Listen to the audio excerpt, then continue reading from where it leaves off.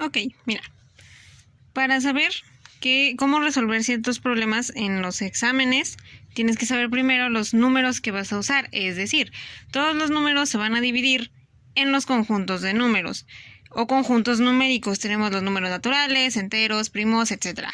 Ahorita vamos a empezar con los números naturales, que son los números utilizados para contar, es decir, una manzana, 2 manzanas, 3 manzanas, etc, etc, etc. Y son también conocidos como enteros positivos. Entonces, se va a representar siempre con la letra N a los números naturales. Tenemos entonces que vamos a utilizar una manzana, 2 manzanas, 3 manzanas, etc, etc, etc, hasta infinito. ¿Ok? Entonces, nos vamos con los números enteros. Los números enteros van a considerar tanto a los números naturales como a los números enteros negativos, que quiere decir que va a ir de menos infinito hasta hasta infinito. ¿Qué quiere decir? Que tenemos, por ejemplo, desde menos 3, menos 2, menos 1, llegamos al 0, agarramos 1, 2, 3 y seguimos hasta el infinito. ¿Ok? Ok, van como 5 veces que intento grabar esto. Entonces, nos vamos con los números primos. Los números primos, su definición, o como se les conoce, es que son solamente y solamente divisibles entre 1 y entre el mismo número. Por ejemplo, tenemos los primeros 8 números primos, que son el 2, el 3, el 5, el 7, el 11, el 13, el 17 y el 19. El 1 en este caso no se toma como número primo, pese a que en algunos lados sí. En los exámenes, al menos para la universidad, no lo tomamos como número primo. ¿Por qué? Porque el 1 simplemente es 1 y nuestra definición no dice que es divisible entre 1 y entre el mismo, pero 1 es el mismo, entonces pues ya no son 2. Entonces lo dejamos fuera de los números primos. Para los exámenes de la universidad es recomendable que te aprendas al menos los primeros números primos, al menos desde el 1 hasta el 100. Es lo más recomendable porque en algunos casos te piden que sumes los primeros 7 números dígitos, los primeros 7 números primos, los primeros 15, los primeros... Entonces es algo recomendable, no es obligatorio, pero es recomendable. Entonces, nos vamos con los números racionales. Los números racionales los vamos a ver representados con una Q. Entonces, es como se les conoce, ¿ok? Los números racionales van a ser el resultado de una división entre números enteros que tenemos. Entonces, en este caso, que Q es igual a entre B, que vamos a tomar como números enteros, donde B va a ser diferente de 0. ¿Por qué?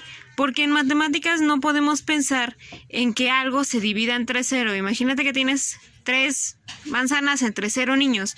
¿Por qué considerarías siquiera dividir 3 manzanas entre 0 niños cuando no tienes niños a quienes darles manzanas? Entonces, en matemáticas los consideramos como un nel o como no existe lógica. Eso son lo que significaría las siglas. Es como un no existe lógica, no hay lógica para esto, porque ¿por qué decidirías dividir manzanas cuando no tienes niños?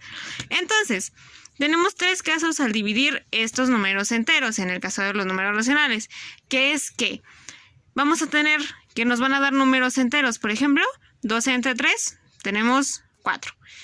Tenemos menos 6 entre 3, nos va a dar menos 2. Son números enteros, que significa que no son decimales, que no tienen una parte decimal.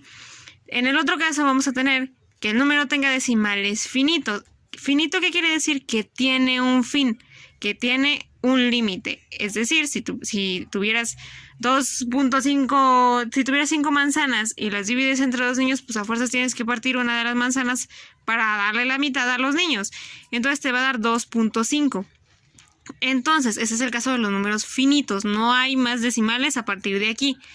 Pero luego tenemos los decimales infinitos periódicos. Entonces, tenemos que esto, a la parte decimal le vamos a llamar como si fuera un periodo que se va a repetir y se va a repetir y se va a repetir y se va a repetir. Si tú pones 7 entre 3 en la calculadora, te va a dar 2.3. Si pones 5 entre 11, te va a dar 0.45, 45, 45. Y si pones 5 entre 9, te va a dar 0.55555. Entonces, estos son los números racionales. Nos vamos con los irracionales. Ok, nos vamos con los números irracionales. Los números irracionales son números con decimales infinitos no periódicos, es decir, que no se van a repetir.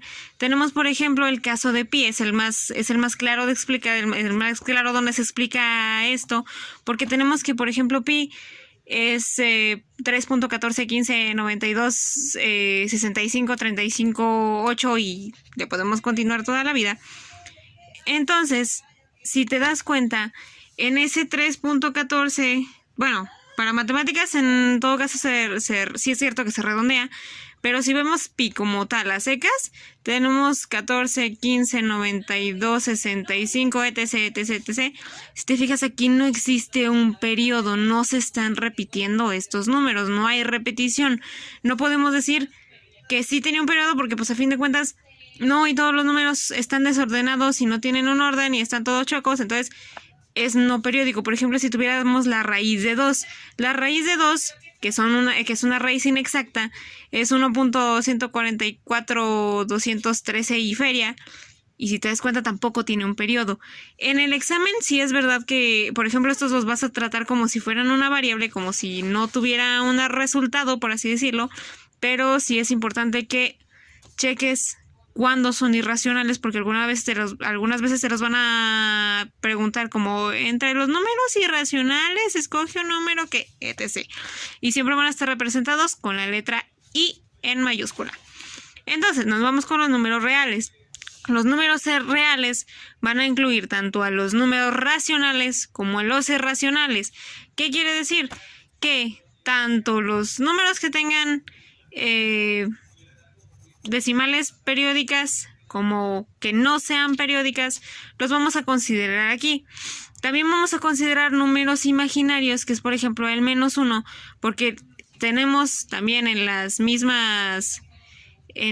el mismo NEL, donde no existe lógica. Recordemos que la raíz cuadrada de algo es un número que multiplicado por sí mismo o dos veces ese mismo nos da la raíz. ¿Qué quiere decir? Por ejemplo, si nos fuéramos a la raíz de 9, sabemos que raíz de 9 va a ser igual a 3 por 3. Entonces 3 por 3 nos va a dar igual a 9. La raíz de 9 es igual a 3.